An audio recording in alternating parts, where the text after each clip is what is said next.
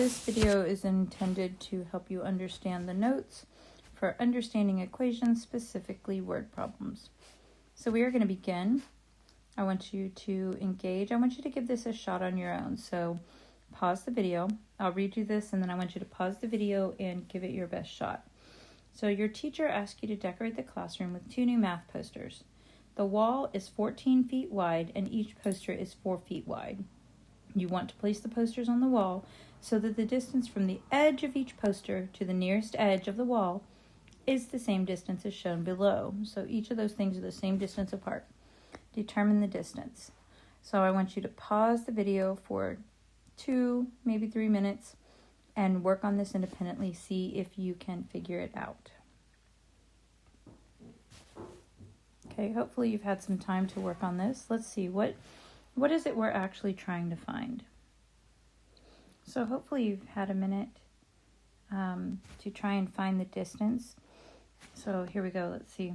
Determine the distance. So we're trying to find, let's see, what is it we're actually looking for? We're actually looking for what is the distance here, and that will be the same as the distance here, and also here. So let's begin by determining what we know and what we don't know. Let's see, we do know that the whole wall is 14 feet wide. This whole space is 14 feet. We do know that each of the new math posters is 4 feet wide, right here. And we may be instinctively kind of understanding what it is we need to do to solve this problem, but let's think of it in writing an equation here. What is it that we don't know? Well, we don't know the distance. This distance, which is the same as this distance, so I'm going to call it the same thing, and this. So let's go ahead and say that, let's call our unknown distance as x.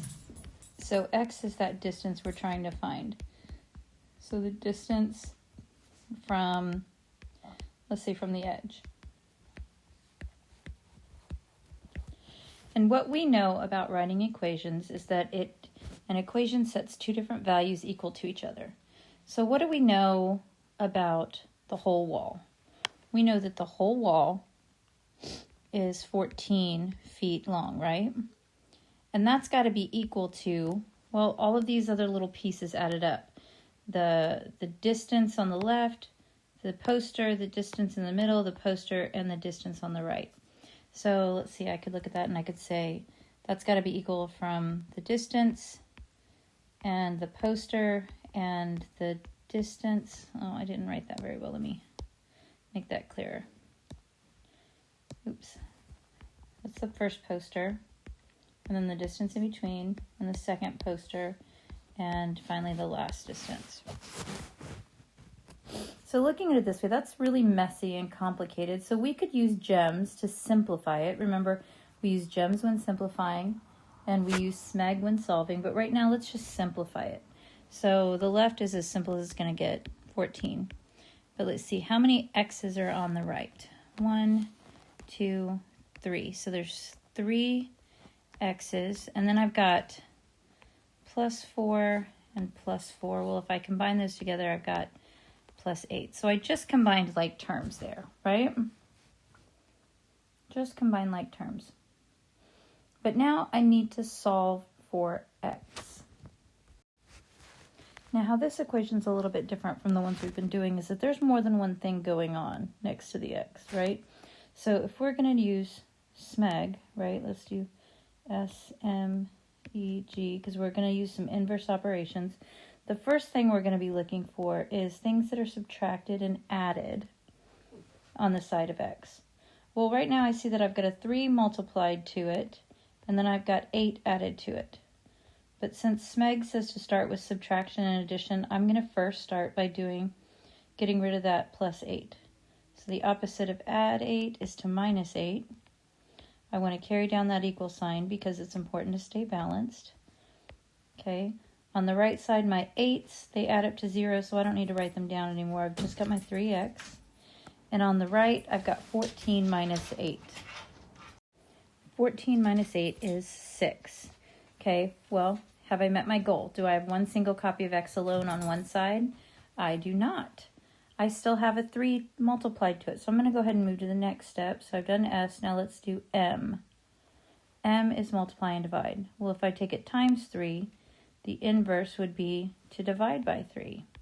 I'm going to carry down that equal sign because it's important to stay balanced. 3 divided by 3 is 1, so we know that's a single copy of x on the right side, and on the left side we have a 2. So I believe that the value that would make this statement true would be x equals 2, but I can always try that by plugging it in, or let's test it. If this is 2, and this is 2, and this is 2, does it add up to the whole 14 feet? Well, let's see, this 2 plus this 4 plus this 2 plus this 4 plus this 2, 6, 7, 8, 9, 10, 11, 12, 13, 14. And that does equal a total of 14 feet, which is what we know the width of the wall is. So we can say that we believe the distance is 2 feet, or x equals 2 feet. All right, so let's move on to the next part. Now that we've kind of engaged our brain and thought about the things that we're going to be doing, let's recall some important information. We know the variable represents an unknown value, right? So we didn't know what the x stood for. We had to find that out. It was an unknown value. We know that an expression also represents a value, but it can have, let's see, it's a value, and it represents a value. It can have operations, it can have numbers, numbers, variables, it can have anything, but what it doesn't have is it does not have an equal sign, because equal signs are found in equations, right? So the beginning of the word equation, we can kind of see that it's also the beginning of equal. So it's got an equal sign in an equation. And what that does is it sets two values equal to each other.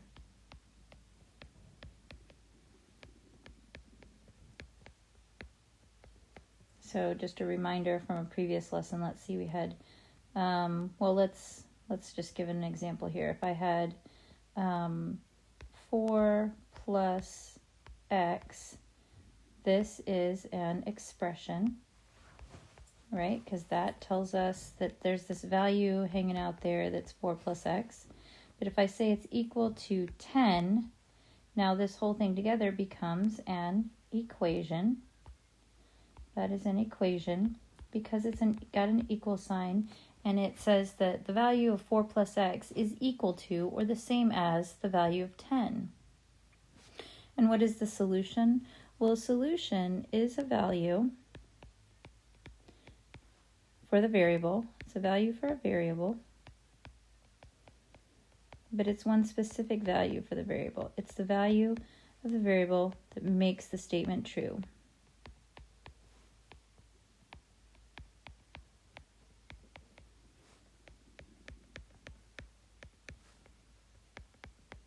It makes the statement true. So it makes it true. It means that that equation is valid. Now, if I were to look at the example above, I know that 4 plus 6 equals 10. So if I said x equals 6, because 4 plus 6 equals 10, then I could call this a solution to the equation 4 plus x equals 10, x equals 6 would be the solution, because that's a value for x that would make it 10. Okay, and why is substitution important? Well, the substitute is where you can replace the number or replace the variable with a value. So let's say substitute means to replace, specifically in this situation, we're going to replace the variable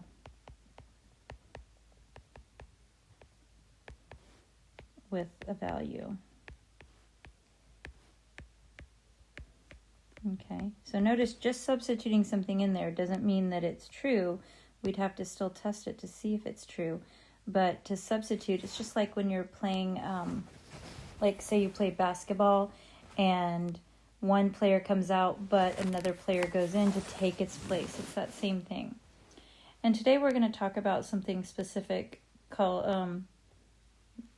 that we're going to refer to as evaluating. So we have worked on solving. Well, when you evaluate, you're just going to calculate the value of. So see, let's calculate, let's write this down. Calculate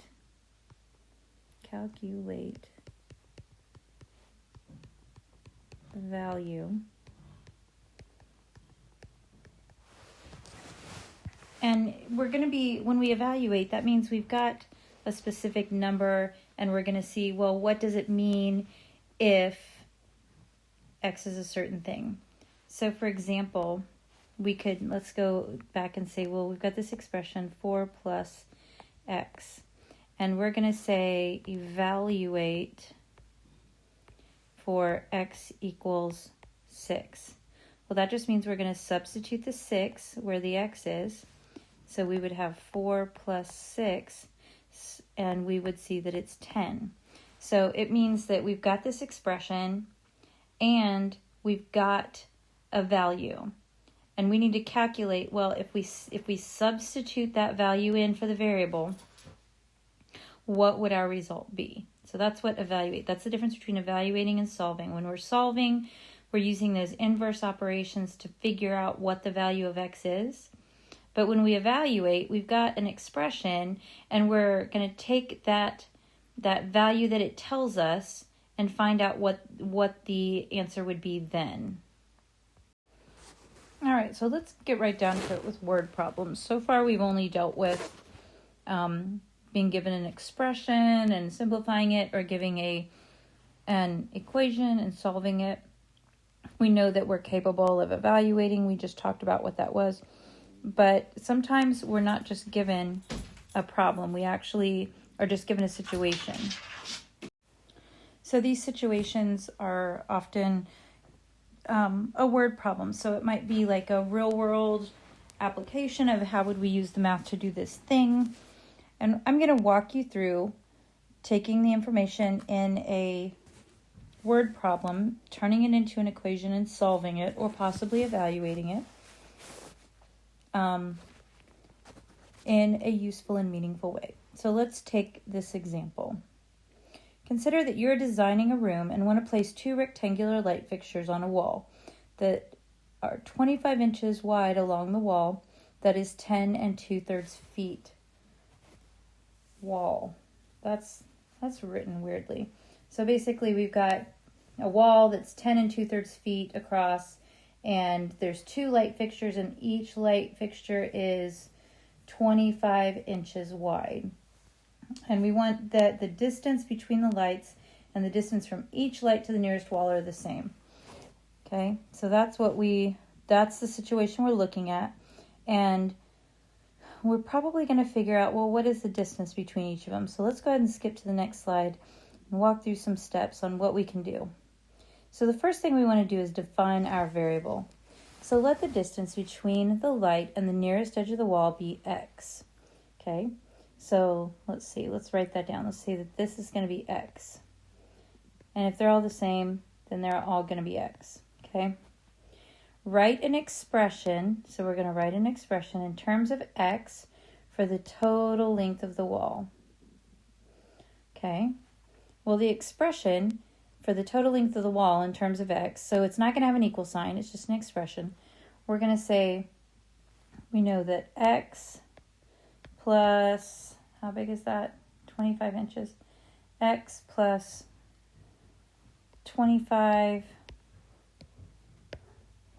plus,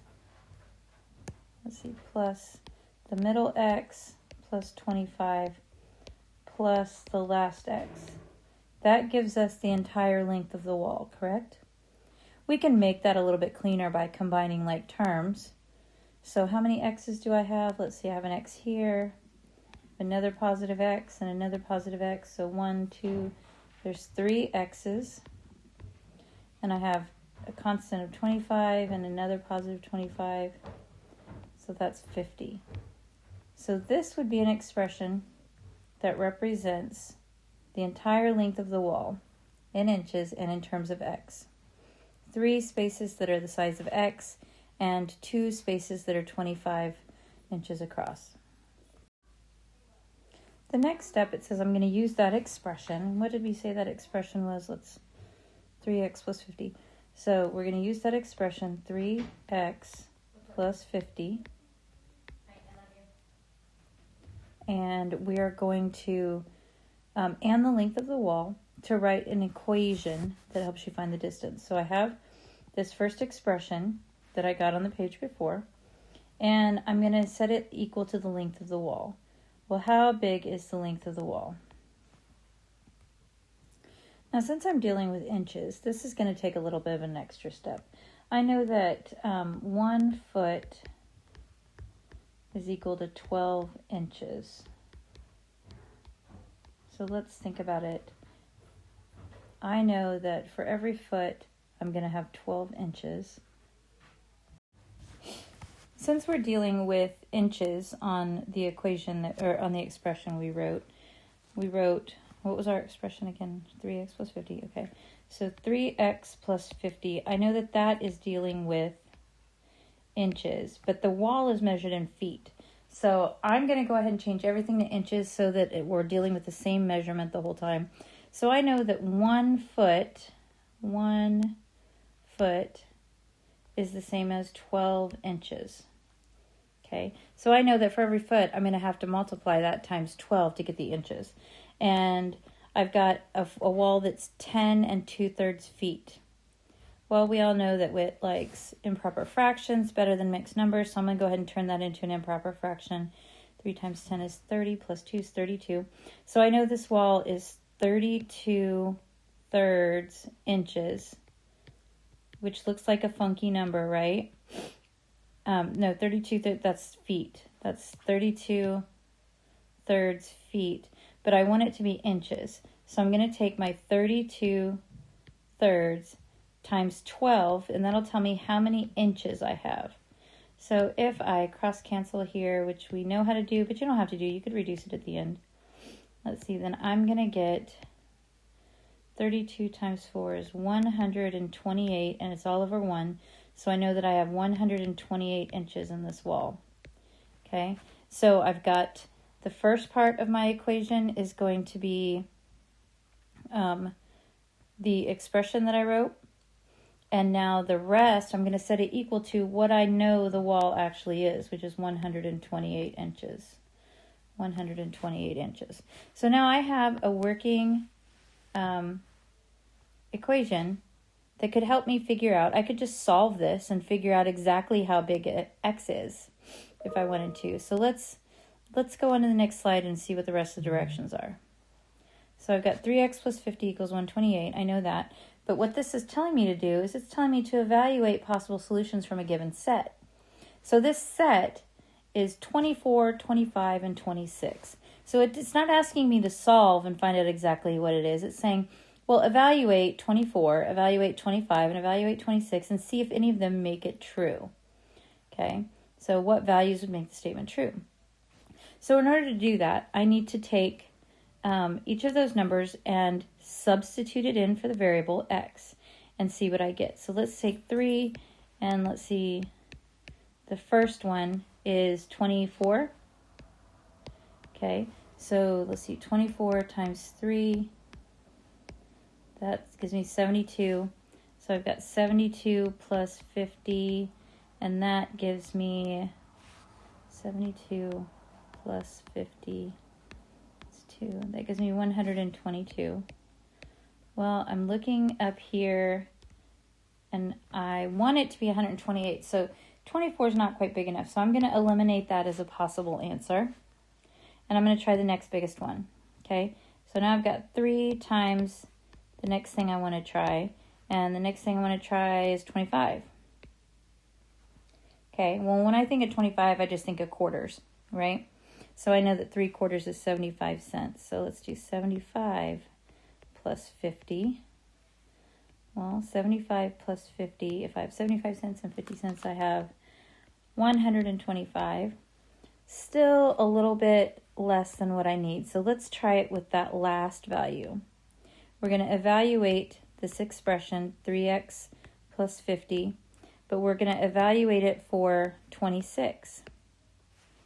Okay, let's see what we get. 26 times 3, 18, 7. So that's 78 plus 50, and 78 plus 50, 8 and 12 is 128. And I know that the length of the wall is 128. Okay, so without even having to solve it, I can evaluate from this given set and say that 26 is a value which would make this true. 26 inches could fit right there, and right there. Each of those could be 26 inches and it would give me the right amount of space. So to summarize that, we can say in many word problems, an equation is formed by setting an expression equal to a number or some value, right?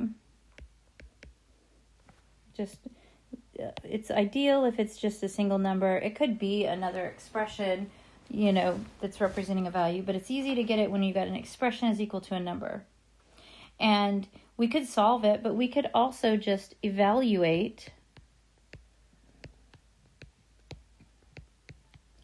We could evaluate possible values to see which one might work.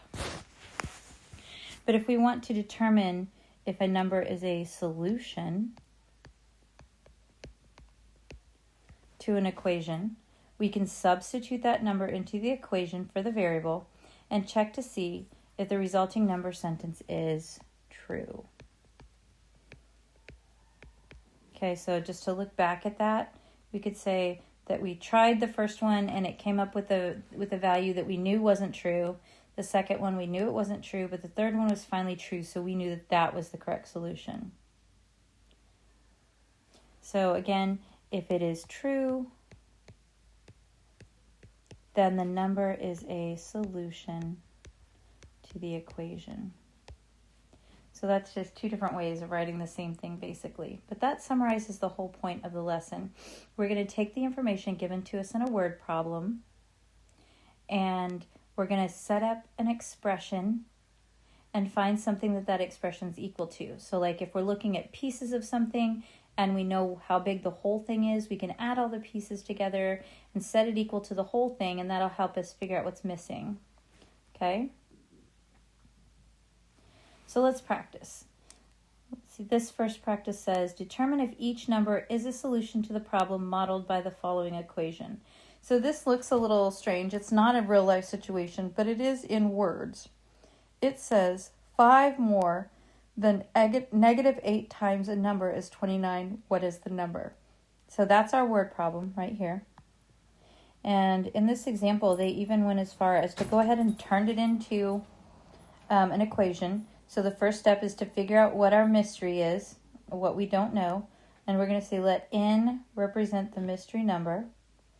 And it says 5 more than, so that's 5 plus, negative 8 times a number, so negative 8n equals 29. And we're going to check, we're going to evaluate and see, is 3 a solution and is negative 3 a solution? Well, we can always evaluate by substituting in. So let's try the first one. 5 plus negative 8 times, we're trying 3, and we want to know, does that equal 29? Well, negative 8, we're going to be using gems because we're just simplifying. We're not undoing anything, we're just simplifying. So let's see, negative 8 times 3 is negative 24. So I've got 5 plus a negative 24. And I want to know, does that equal 29? Well, same signs add and keep, different signs subtract. Okay, I'm going to keep the sign of the bigger number. So I've got negative 19 on the left side. And on the right side, I've still got 29. And are those equal? They are not equal. So I'm going to denote that by, we know that this means equal. Well, if we write this, we're asking ourselves, is it equal? And if we write this, we're saying, no, it's not equal. So I know that negative 19 is not equal to 29. So my answer here is 3 a solution? No, 3 is not a solution. Why or why not? And my math offers up a proof on how do we know? Well, we know because when you plug it in, when we use substitution, it says that it's negative 19, and we know that does not equal 29. So now let's try negative 3. So 5 plus, we've got negative 8 times, and we're going to try negative 3 this time. And we want to know, does that equal 29? Well, negative 8 times negative 3, that's 24. So I've got 5 plus 24, and we want to know, does that equal 29? Well, 5 plus 24 is 29. Is that equal to 29? Yes, it is. So we're going to say yes. And again, because when we do the math, when we use substitution, we get a true statement. 29 is equal to 29. It will always be equal to 29 is true. So what is the mystery number? Well, the mystery number, we plugged it in. It is negative 3. Okay, so take a minute, make sure you've written down all of these notes so that you can kind of understand if you come into contact with another problem like this. All right, next steps. That concludes the notes, but today you do have a graded assignment on one-step equations, and they're using integers, so there's not going to be any fractions or decimals, but there will be positives and negatives. And you're going to be given a situation. I think there's like 5 of them. You're going to be given a situation, maybe 6 problems. And in each problem, you're going to have to write the equation and figure out what the value of the variable is. So you're going to write and solve the equation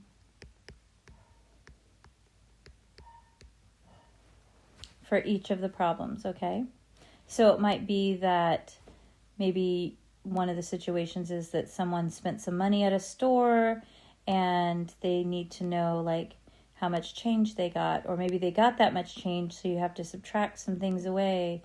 But you will be using, they'll all be one steps, so you will only be adding, subtracting, multiplying, or dividing, and sometimes that's the hardest thing. So just to remember,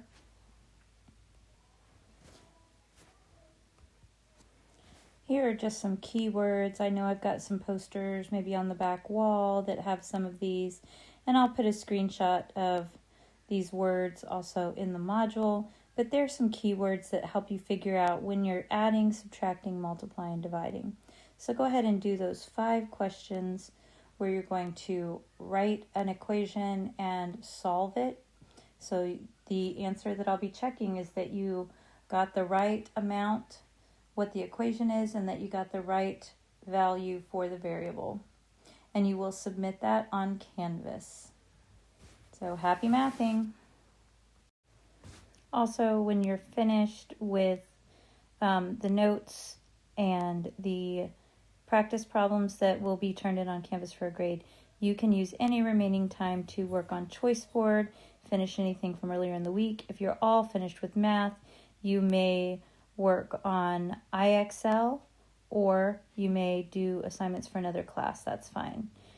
But you will do whatever it is the substitute says, because you're all amazing humans, and I'm so proud of you and how hard you're working.